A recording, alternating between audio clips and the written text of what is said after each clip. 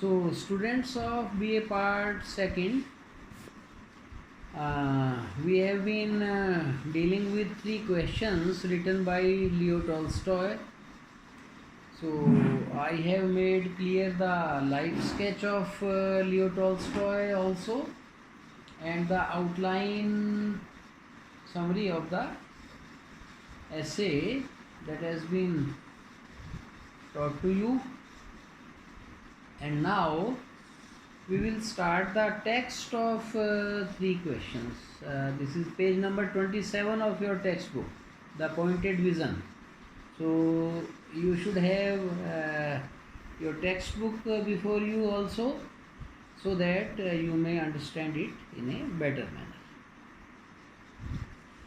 It once occurred to a certain king.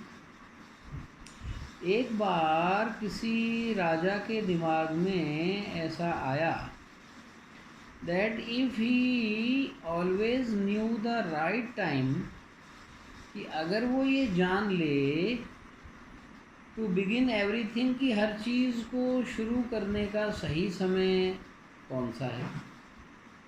If he knew who were the right people to listen to, और अगर वो ये भी समझ ले कि कौन से सही व्यक्ति हैं टू लिसन टू, जिनको वो सुन सकता है,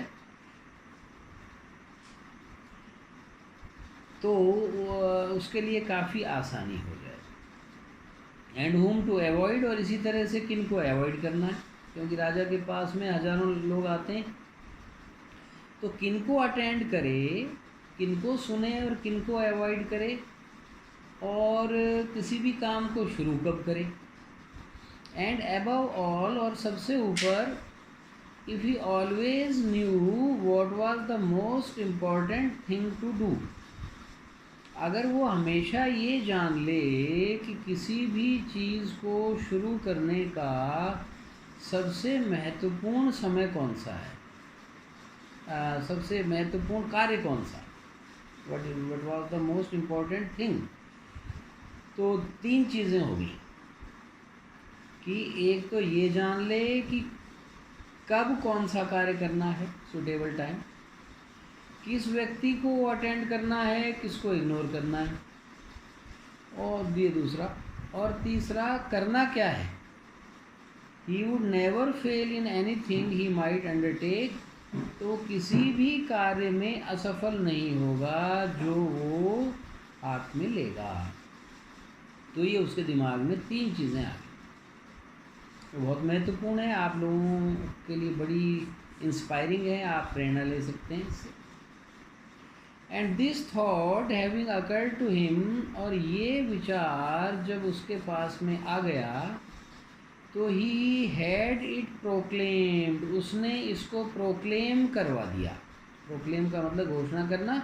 हैड लगने से ये होता है कि कोई काम आप करते हो तो डायरेक्ट वर्ब का यूज़ होता है, और जो किसी अन्य के माध्यम से करवाते हो वो इनडायरेक्ट. तो राजा खुद तो घोषणा करेगा नहीं, तो उसने अपने दरबारियों से घोषणा करवा दी. थ्रू आउट हिज किंगडम, उसके पूरे साम्राज्य में, तो पूरा उसके राज्य में उसने ये डुग्गी पिटवा दी कि जो भी ये प्रश्नों के उत्तर देगा, that he would give a great reward, उसको बहुत बड़ा भारी इनाम दिया जाए. ग्रेट रिवार्ड, रिवार्ड मीन्स जो पारितोषिक है, इनाम है, to anyone who would teach him, जो उसको ये समझाएगा, ये पढ़ाएगा, what was the right time for every action, कि हर काम का सही समय क्या है, and who were the most necessary people, और कौन से सबसे ज़रूरी लोग हैं, and how he might know, और कैसे वो जान सकता है, what was the most important thing to do, कि सबसे महत्वपूर्ण करने की चीज़ कौन सी है. And learned man came to the king, तो अब जब अनाउंसमेंट करवा लिया तो बहुत से विद्वान व्यक्ति उसके पास में आने लगे. But they all answered his questions differently, लेकिन उन सब ने अलग अलग तरीके से उनके उत्तर दिए, क्योंकि दिमाग तो सभी का भिन्न भिन्न होता है, तो जिसके दिमाग में जो उत्तर सूझा वो उसने देना शुरू कर दिया। तो इस तरह से उसको अलग अलग उत्तर मिले। In reply to the first question, पहले प्रश्न के उत्तर में सम सेड, कईयों ने कहा, that to know the right time for every action one must draw up in advance.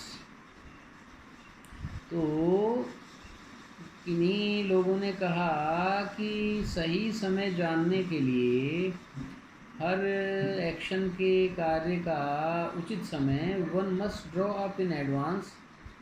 क्या ड्रॉ करे? एक व्यक्ति को पहले से ही नोट कर लेना चाहिए ए टेबल ऑफ डेज, दिनों की, मंथ्स और वर्षों की, एंड ईयर्स और दिन, महीने और साल, इनकी एक टेबल बना लेनी चाहिए। And must live strictly according to it, यानी एक रूटीन बना ले, ये काम अब करना है, ये काम अब करना है, और उसको स्ट्रिक्टली फॉलो करे।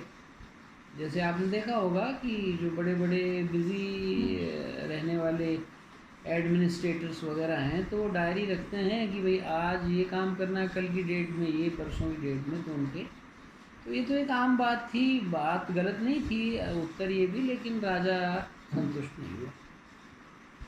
ओनली द सेड दे, तो इसी प्रकार से वो लोग बोले, could everything be done at its proper time, हर चीज़ अपने उचित समय पर की जा सकती है।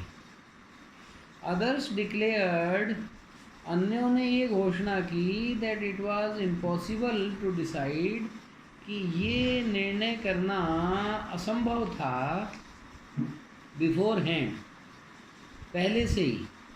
अब ये 28 पेज खोल लीजिए आप, तो पहले से ही डिसाइड करना मुश्किल था। The right time for every action, हर कार्य को करने का सही समय, बट दैट, लेकिन उन्होंने कहा, not letting oneself be absorbed in idle pastimes, लेकिन कोई व्यक्ति अपने आप को एब्जॉर्ब नहीं करे, अपने आप को मशगूल ना करे इन आइडल पास टाइम्स। आइडल का मतलब फालतू के पास टाइम्स में। तो ना तो इस प्रकार का वो कोई टाइम टेबल बनाए, ना ऐसा ही हो कि वो अपने आप को व्यर्थ के, जैसे ताश पीटना और कई तरह के और काम होते हैं जो कि आइडल लोगों के होते हैं, फालतू समय व्यतीत उनको करना है, उसमें भी वो ना लगे। One should always attend to all that was going on, एक व्यक्ति को अटेंड करना चाहिए to all that was going on, जो भी चल रहा है, and then do what was most needful, और फिर उसे करना चाहिए जो सबसे ज़्यादा आवश्यक हो। अदर्स अगेन सेड, अन्यों ने फिर ये कहा, that however attentive the king might be, चाहे जितना अटेंटिव हो, यानी अटेंशन पे कर रहा हो राजा, might be to what was going on, जो भी चल रहा है, इट वाज इम्पॉसिबल, ये असंभव है, for one man to decide correctly, एक व्यक्ति के लिए सही निर्णय करना असंभव है, the right time for every action, कि हर कार्य को करने का एग्जैक्ट कौन सा समय, but that he should have a council of wise man, इसके अतिरिक्त उसे बुद्धिमान लोगों की एक परिषद का गठन करना चाहिए, जैसे मंत्री परिषद होता है, who would help him to fix the proper time for everything, जो उसकी मदद करें to fix the proper time for everything, और हर चीज़ का बिल्कुल सटीक समय बताएं। तो इस तरह के उत्तर आए।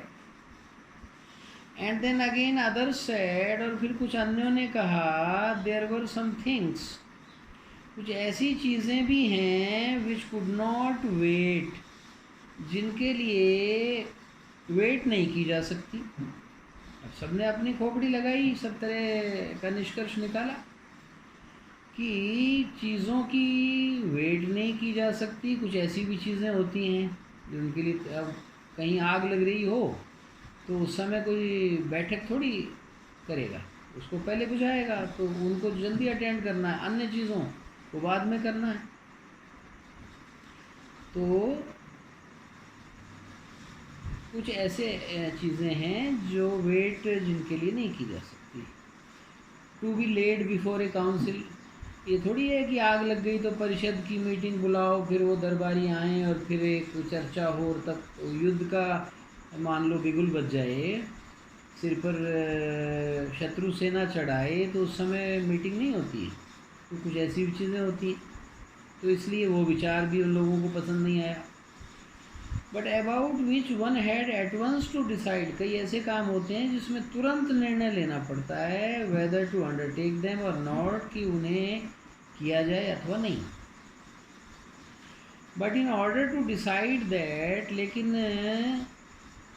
ऐसे निर्णय करने में one must know beforehand, एक व्यक्ति को पहले से पता होना चाहिए what was going to happen, कि क्या घटित होने वाला है। It is only magicians who know that, और ये काम तो केवल जादूगर कर सकते हैं जिनको पता चल जाए। अब ऐसा ज्योतिषी तो कोई भी नहीं होता। एंड देयर फोर, और इसलिए in order to know the right time for every action, हर चीज़ का जो सही समय देखना है, वन मस्ट कंसल्ट मैजिशियंस, तो उसमें लोगों को मैजिशियंस को कंसल्ट करना चाहिए। अब रशिया में कोई ज्योतिष पढ़े हुए तो होते नहीं हैं, उनको मैजिशियन ही बोला जा रहा है। तो यानी जो पहले से देख लें कि ये होने वाला है और ये होगा, तो एग्जैक्ट टाइम पर उन्हें किस प्रकार से कंसल्ट करना है, तो ये देख लें। तो इस तरह से यानी सब ने अपने अपने तरीके से अलग अलग जवाब दिए। तो यहाँ तक आप अंडरलाइन कर लीजिए। और ये है 28 पेज पर जो सेकंड पैराग्राफ है, यहाँ तक आप मार्क कर लें। और अब मैं आपको थोड़ा सा असाइनमेंट भी दूंगा। तो असाइनमेंट ये है कि जितना आपने ये टेक्स्ट बुक में पढ़ा है वो सारा का सारा आप एक बार दोबारा पढ़ें और इसको सरल भाषा में लिख लें। हालांकि भाषा डिफ़िकल्ट नहीं है, लेकिन आपको कुछ डिफ़िकल्टी हो सकती है, कुछ नए वर्ड्स मिल सकते हैं।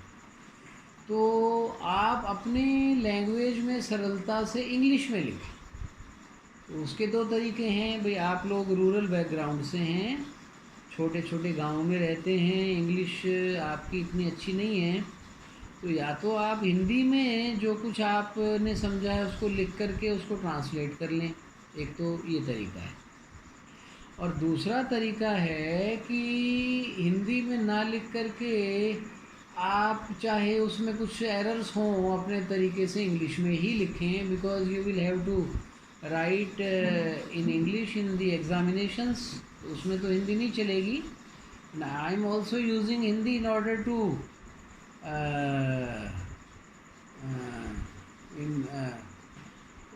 फॉर बेटर अंडरस्टैंडिंग, आपकी अंडरस्टैंडिंग अच्छी हो, इसलिए मैं थोड़ा सा बता रहा हूँ। लेकिन आपको इंग्लिश में लिखना पड़ेगा, तो प्रैक्टिस लिखने की बहुत ज़रूरी है। तो जितना आपको पढ़ाया गया है उसको आप अपनी भाषा में प्रेफरेबली इंग्लिश में लिखें, और अगर वो नहीं लिखा जा रहा है तो फिर आप हिंदी में लिख करके उसको ट्रांसलेट करें। कोई डिफ़िकल्टी आती है तो भी आपको ऑनलाइन उसको शेयर करना चाहिए ग्रुप में। तो उसमें जो सब्जेक्ट में कोई भी, जैसे मैं इंग्लिश में हूँ तो मैं आपको बताऊँगा कि भाई उन डिफ़िकल्टीज़ को कैसे ओवरकम करना है, तो वो आपको समझ में आ जाएगा। तो इस तरह से आप को आज इतना पढ़ाया गया, फिर हम नेक्स्ट टाइम इसको लेंगे। तो जब तक स्टोरी पूरी नहीं होगी हम इसे लेंगे, उसके बाद में फिर नेक्स्ट जो आपका टेक्स्ट बुक में से है उसको हम देखेंगे। तो ये आपका जो आज का है टेक्स्ट द 3 क्वेश्चंस इसका आज की टीचिंग का जो सेशन है वो मैं यहीं पर समाप्त करता हूँ। Thank you, that's